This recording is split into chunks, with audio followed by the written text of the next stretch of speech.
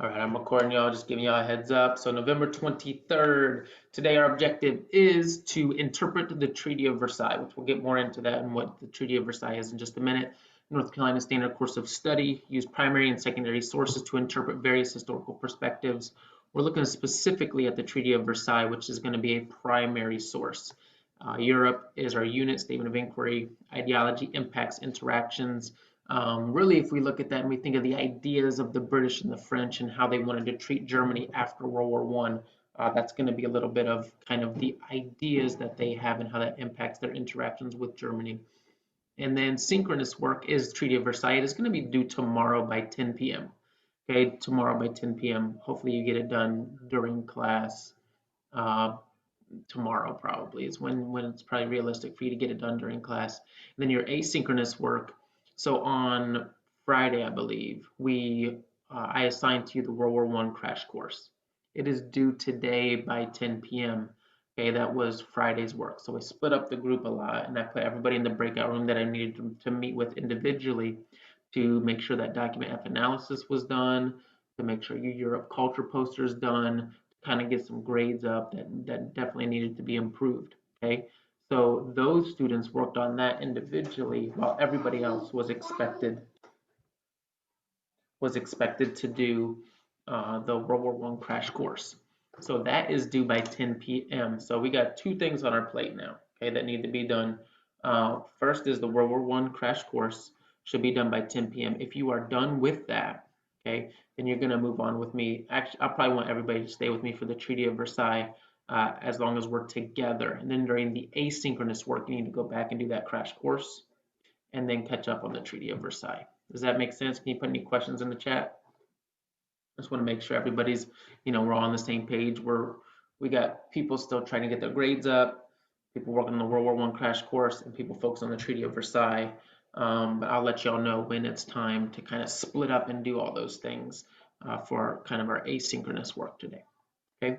Again, any questions, y'all can just put them in the chat, and I'll try and address those as quickly as I can. All right. So let's take a look here. So here's the crash course. Okay. So bottom line is some of you, and here it kind of embedded the entire page in here because I just put a link and I'll show you what it looks like on the home page. All right, as we scroll down. Okay, just to kind of replicate it, I assign that on right here, and it's due November 23rd, which is today, okay, by 10 p.m. So page 47, World War One crash course. So this right here is the same exact thing, it's just a link. So that's why it's showing up the way that it is, where like the whole website or the whole page is embedded in there. But if I go here, it's the same thing. So any questions about the World War One crash course? Any questions about that? It's a fast, tons of facts, built-in video, but I think it's done really well, and it kind of just gives an idea of, the mustard gas, the machine gun, all these different innovations that made war different, and how that war made really war different from that point on. Okay, all right. So let's look then at page 48 and 49. So stay with me here. Everybody go to your digital notebook, please. Digital notebook, pages 48 and 49. 48 and 49. I'll go there as well, as you can see. Hopefully I don't lose my screen share here when I do this. Let's see. All right, here we go. Everybody look at page 48. Everybody look at page 48. And here's what we're going to do. Okay, I'm going to explain this, and then I have a video as well that I need. Ms. Jones is going to kind of explain some of this content to you. Okay, so page 48 is titled Treaty of Versailles. So what we're looking at here is everybody always, as we get into World War II, and we start talking about Hitler and Nazism and the extreme actions of Hitler and the Nazi regime or leadership, everyone always asks, like, how could people follow that? How could people just let that happen? Or how could somebody like that become powerful or in power? And that's often a question, I mean, honestly, always a question that I get. And this is important to help us understand how somebody like that can become a leader in a massive country. Okay, and we're going to get to that, and that honestly starts with the Treaty of Versailles, and that's what we're going to get to. So here's what we're going to again, in order to understand why the Germans hated the Treaty of Versailles is the document that ended World War One. We need to take a closer look at some of the clauses within the treaty. Okay, clauses are like some of the things that the Germans had to agree with. So these are the directions. You're going to decide which column the clause best relates in its impact on Germany. Your number can go in more than one column, but for each column, you must justify your decision in one complete sentence. So these are the clauses. There are 8 of them. 8 things the Germans had to agree to. Then on page 49, this is where you're going to decide that it impact Germany's economy, military, or pride. Okay, now I'm going to start this video, which I believe will help you a bit more in understanding the background of the Treaty of Versailles and exactly what we're supposed to do. Okay, and then after we get this started, then we'll kind of split things up, so I can meet with some people again if necessary, and you can also work on the World War I crash course to get caught up. Hi, everyone. So this is Ms. Jones here, and I'm here to talk to you today about the Treaty of Versailles, which was the peace treaty that ends World War I.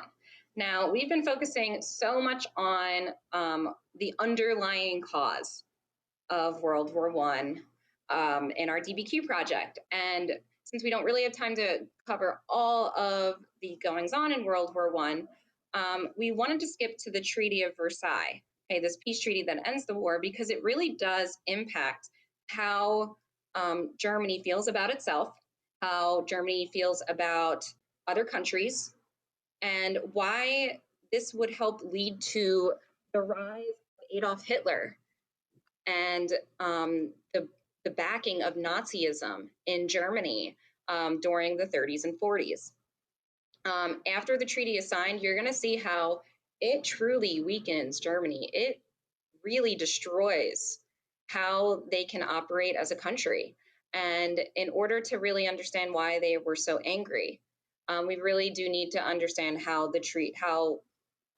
Germany allowed this treaty to occur. So let's just take a few minutes and look back at the war ending, and then how it got to the point of the Treaty of Versailles being signed. So the fighting ends on the 11th hour of the 11th day of the 11th month of 1918. Germany is weak. It has no manpower really anymore. A lot of its soldiers had died or deserted. We see they don't have a lot of weapons at their disposal anymore. Their supplies are running out, and they face invasion on all sides. Because remember where they, in our maps that we studied, right? They were kind of sandwiched in the middle. So they faced invasion on both sides. So they decide to sign an agreement, an armistice with the Allied powers, which at this point are represented by Great Britain, France, and the United States, who had entered late in the war. Now remember, an armistice is just an agreement to stop fighting, because that's the point where you can start waiting and kind of creating a peace treaty, which is the legal agreement to end a war. So what is going to occur? Well, we need to think about what type of peace is going to come after, because we have the armistice, the fighting is stopping. So the allies come together, the Allied powers, remember, Great Britain, France, and the United States, and they come together and decide, what should we do with Germany? Well, Woodrow Wilson, the President of the United States, okay, actually writes what is known as the 14 points. And he basically designs this document, the 14 points, to treat Germany in a fair and democratic way, okay, because they are still a country. They still are part of the European continent, and they need to be set up for success, essentially, in Wilson's mind. Now, the other Allied powers, okay, Great Britain and France, did not necessarily agree with Woodrow Wilson. Instead, okay, our Allied leaders, George Clemenceau of France and David Lloyd George of Great Britain, are going to want to treat them harshly. They want to punish Germany.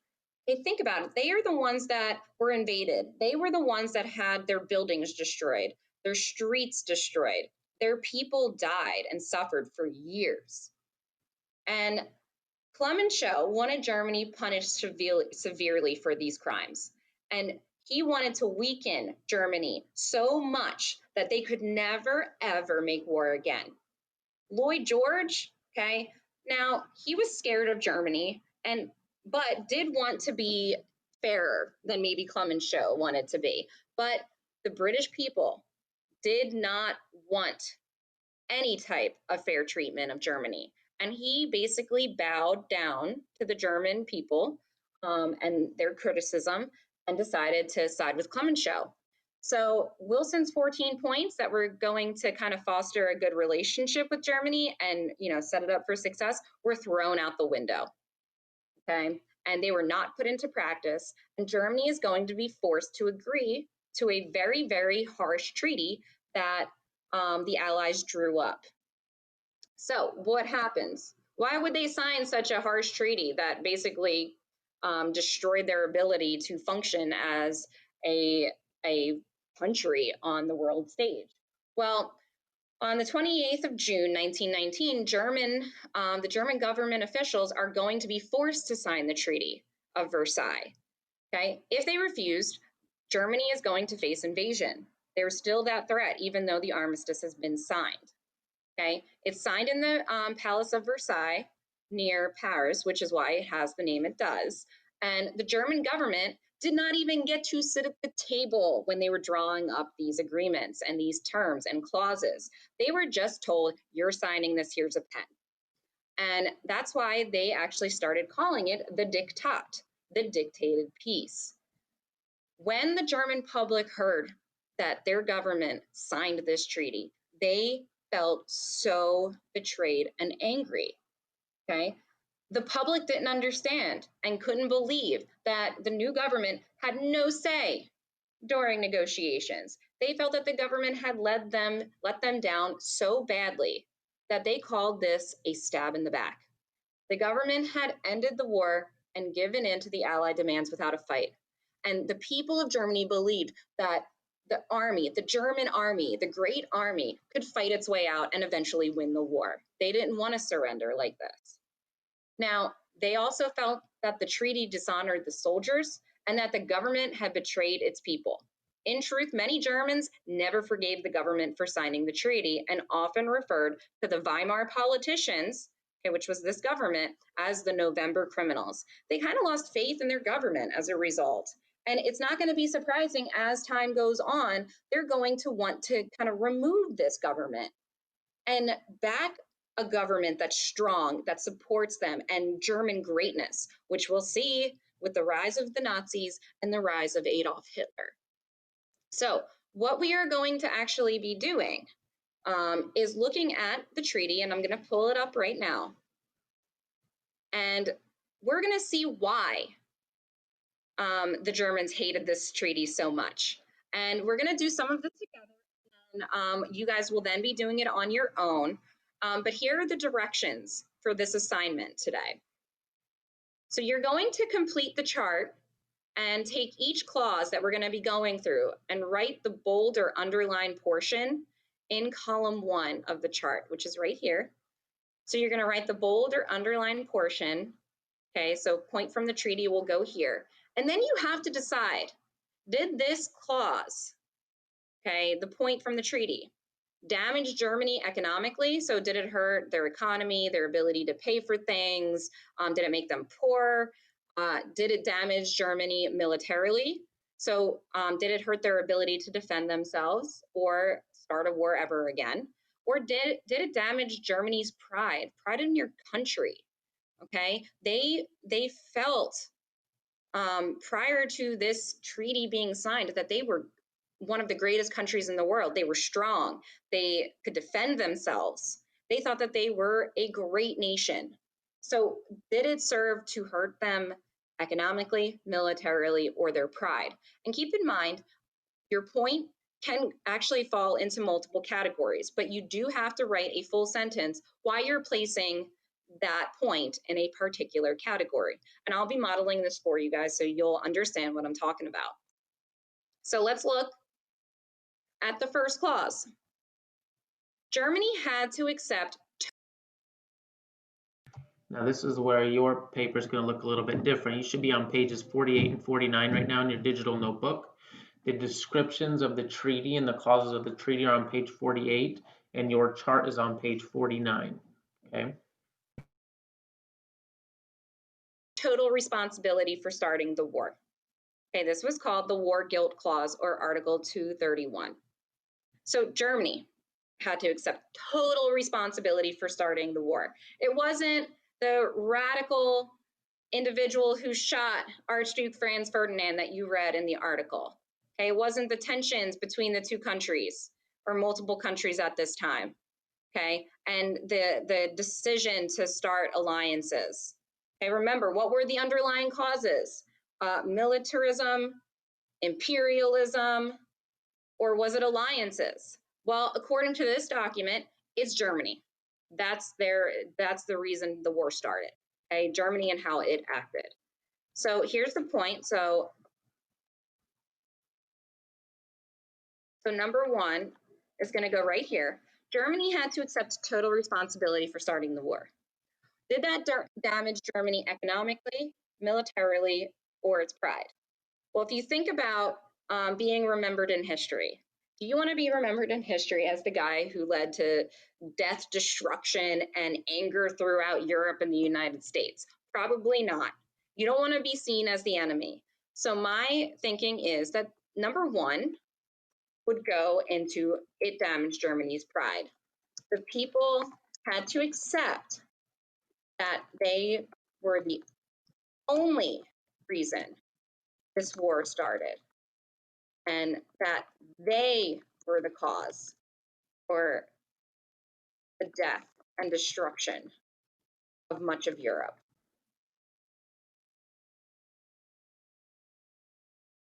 They would be remembered in history as the big bad enemy.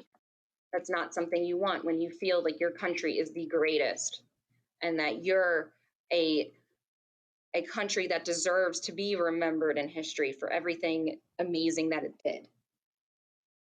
So then you have to look at the next clause. Germany had to pay 132 billion gold marks. That equates to $269 billion to the Allies to cover the damage it had caused during the war.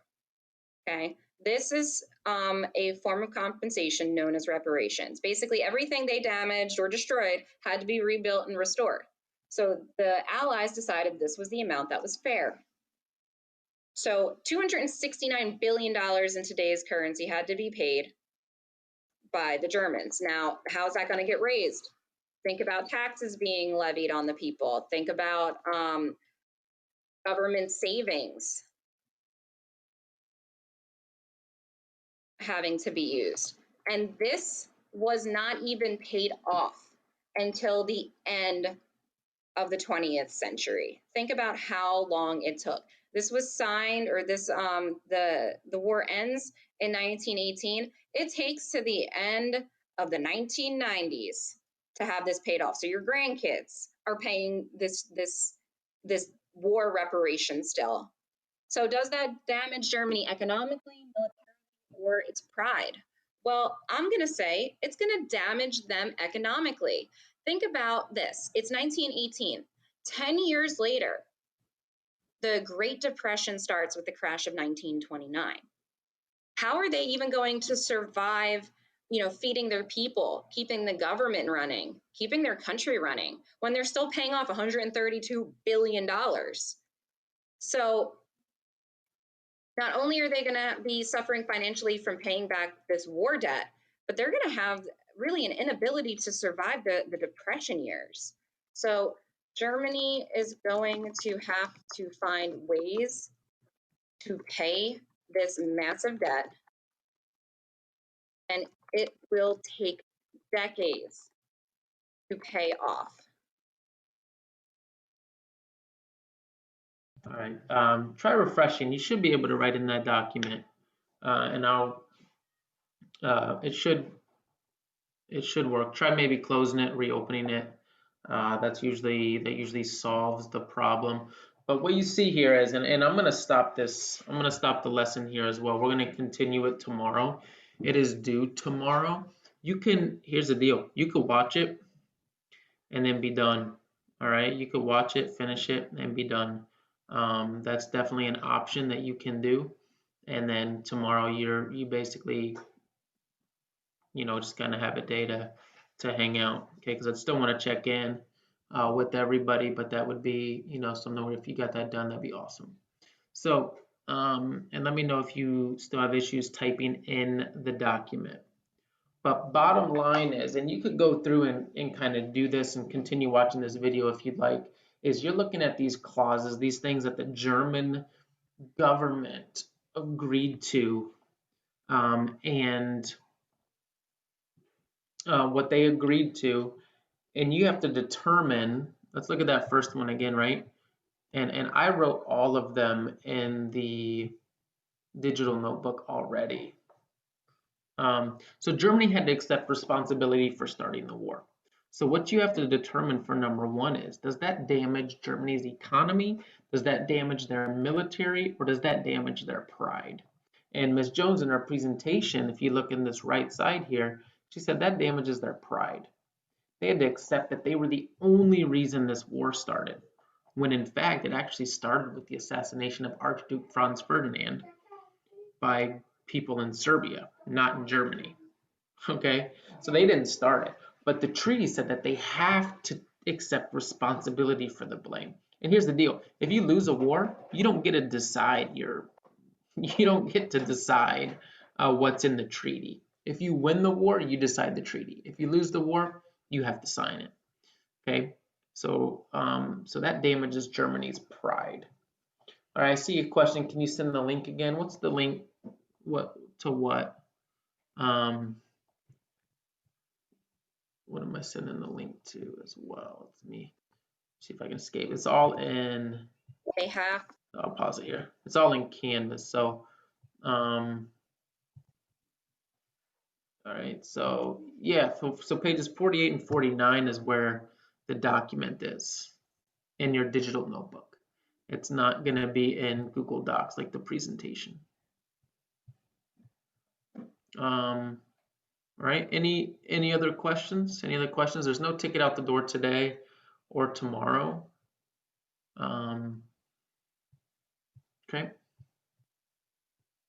Also, if you need to, I have some, you need to do the World War I crash course, and then you can come back to this, or you can work on this tomorrow. That's up to you. Okay, I have it all set up so there is enough time for you to just focus on the World War I crash course. Then you can do the Treaty of Versailles. Excuse me. You should have enough time to do the Treaty of Versailles tomorrow. Or you get it all done and be done for the week.